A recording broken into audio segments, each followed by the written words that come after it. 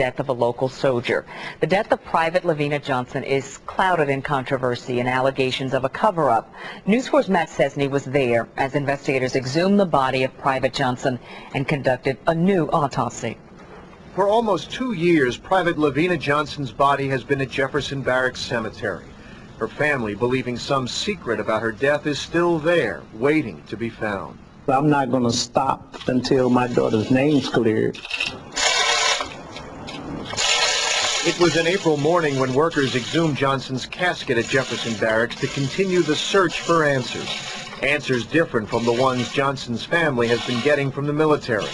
19-year-old Lavena died in July of 2005 at a base in Iraq. The Army determining Johnson killed herself with a single gunshot. But the more they looked into her death, the more doubts that were raised. Military documents showing her state of mind is happy and healthy. No bullet found in the tent where she died. A possible trail of blood near the tent.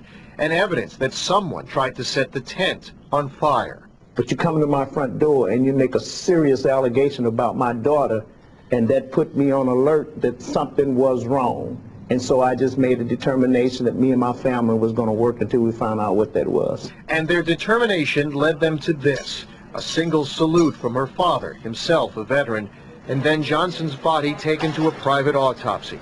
An autopsy News 4's camera was permitted to view. Johnson, Lavena L. St. Louis Chief Medical Examiner Dr. Michael Graham led the autopsy along with St. Louis County Medical Examiner Dr. Mary Case.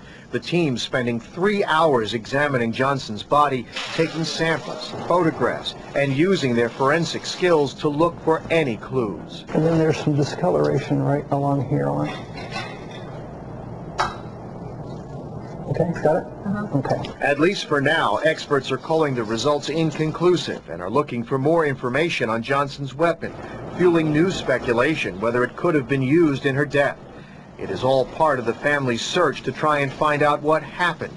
And the message is now reaching to Congress, with support coming from the House and Senate. We've got to find the truth about what happened to this young lady.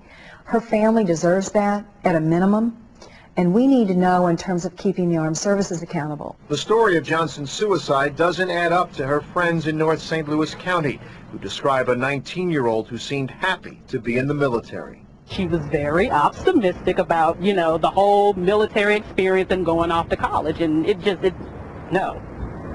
And so therefore you believe there's something more to the story than I guess. Absolutely, there is. Because the person that they're describing, you know, that's not the Lavena that I know. It is a mystery that for now still is a mystery. We're a strong family, we're a close family, and that's helped a lot. Do you feel like you're getting closer to the truth? Absolutely. I do. As painful as the exhumation was, the Johnson family believes it was necessary and will continue to stay in contact with the Johnson family on final results of the private autopsy.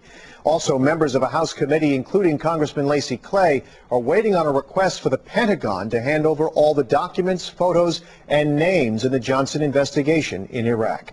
So this is a story we continue to follow. Matt Cesney, News 4, St. Louis.